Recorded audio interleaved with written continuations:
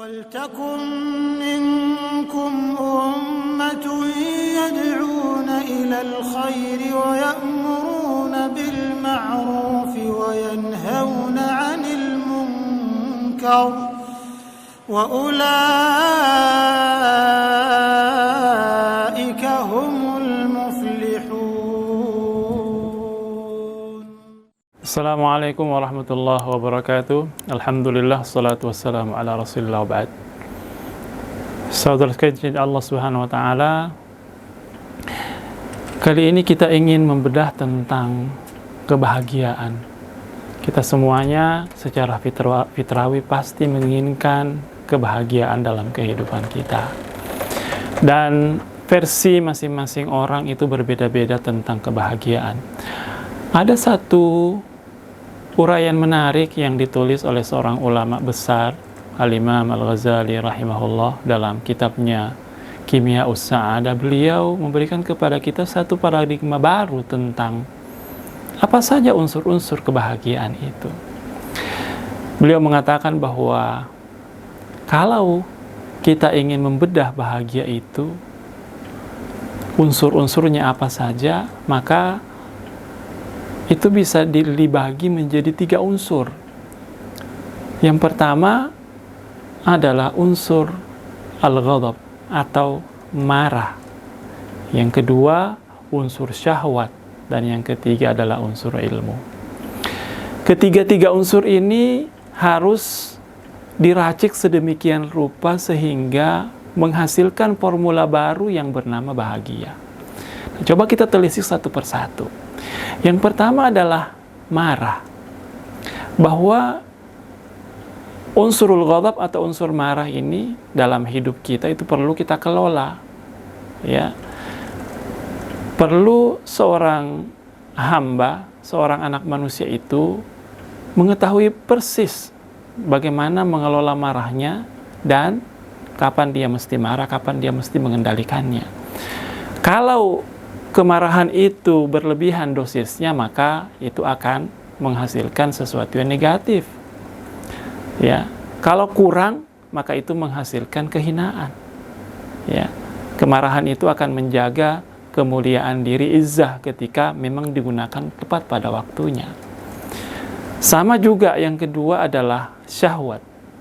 Syahwat ini apabila dosisnya berlebihan alias syahwat itu diperturutkan seperti binatang, maka manusia itu akan menjadi hina.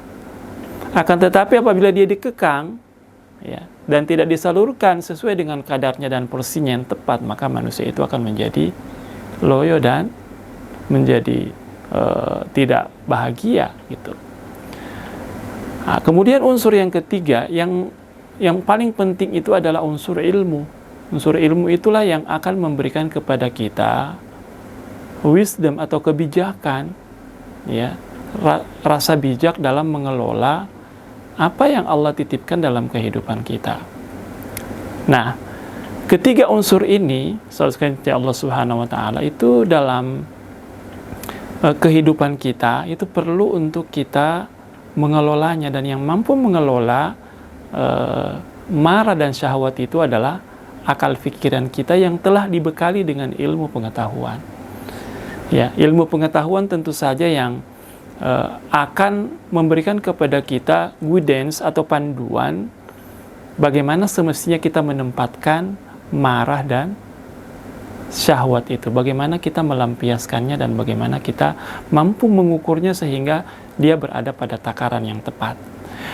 Kalau marah, kemudian syahwat, ya, nafsu itu dalam kehidupan kita selalu mampu kita tempatkan dengan baik, dengan tepat, maka insya Allah yang pertama kita tidak akan terhinakan, karena kita mampu melindungi diri kita ketika ada hal-hal yang tidak semestinya. Kita mampu mengelola rasa marah itu. Ya, ketika tarikan syahwat itu perlu dilampiaskan, maka kita melampiaskannya pada sesuatu yang syar'i. Ya, syahwat kepada lawan jenis itu diakui dalam agama dan ada penyalurannya. Syahwat terhadap harta, ya, itu juga diakui dalam agama. Kita tidak dilarang untuk kaya. ya, untuk memiliki segalanya dalam kehidupan ini, tapi harus dipastikan bahwa dia berada dalam koridor syariat dan kebenaran, ya. Kecintaan akan keindahan, ya, bahwa kita senang yang indah-indah, ya, itu juga sesuatu yang fitrawi, ya. Tapi ketika itu berlebihan, maka itu akan akhirnya membawa kita pada perkara-perkara yang tercela dan akhirnya membuat kita tidak bahagia, begitu. Maka inti dari semua unsur bahagia itu adalah ilmu pengetahuan, bahwa kita membekali diri kita dengan ilmu, ya. Dan apa yang Allah sebutkan dalam Al-Qur'an, innama yakhsyallaha min ibadihil ulama, itu mendapatkan pembenarannya dalam hakikat ini, bahwa yang mampu takut kepada Tuhan itu adalah orang-orang yang memiliki ilmu. Maka terkait dengan judul ini, saya ingin mengajak diri saya dan kita semuanya, ayo kita berusaha terus belajar, ya. Yang paling utama itu adalah ilmu agama sebelum ilmu-ilmu yang lainnya, ya.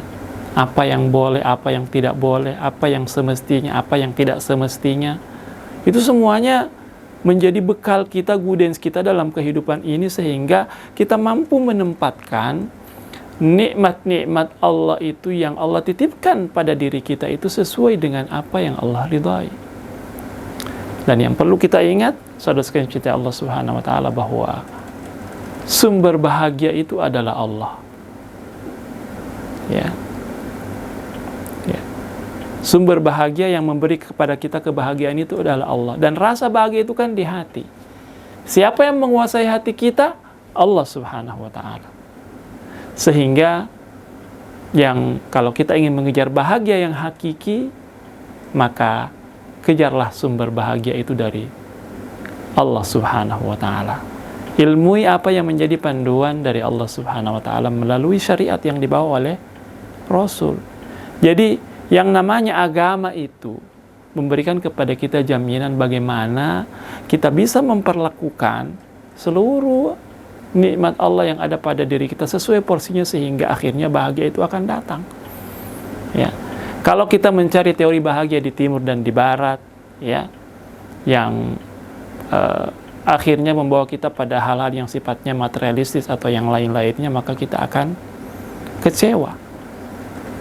Tapi kalau unsur bahagia itu kita kejar dari apa yang Allah turunkan berupa syariat, berupa agama yang dibawa oleh Rasul Sallallahu Alaihi Wasallam, maka insya Allah kita akan menjadi orang-orang yang selamat dan bahagia itu akan kita gapai. Karena kita mencarinya dari sumbernya. Ya. Kenapa ada fenomena di dunia Barat begitu, ya, yang mereka itu secara materi, ya, sangat maju, gitu ya. Secara fasilitas dan sarana kesenangan luar biasa, semuanya ada. Tapi ujung-ujungnya ada kehampaan yang mereka rasakan dalam kehidupan mereka, ya. Karena apa? Ada satu hal yang mereka lupa, bahwa hakikat bahagia itu adalah dekat dengan Tuhan, ya, dekat dengan Allah Subhanahu wa taala. Ya, maka beruntunglah kita, karena dalam agama kita telah dibimbing, kita telah dipandu. Apa hakikat bahagia itu? Padukanlah antara 3 kimia itu, unsur kimia kebahagiaan, ya, marah, kemudian syahwat, kemudian ilmu. Ketika kita mampu memadukannya dan bertemu dalam diri kita secara proporsional, maka itu akan meledakkan potensi-potensi bahagia kita. Dan kejarlah itu, semoga kita menjadi manusia yang beruntung. Assalamualaikum warahmatullahi wabarakatuh.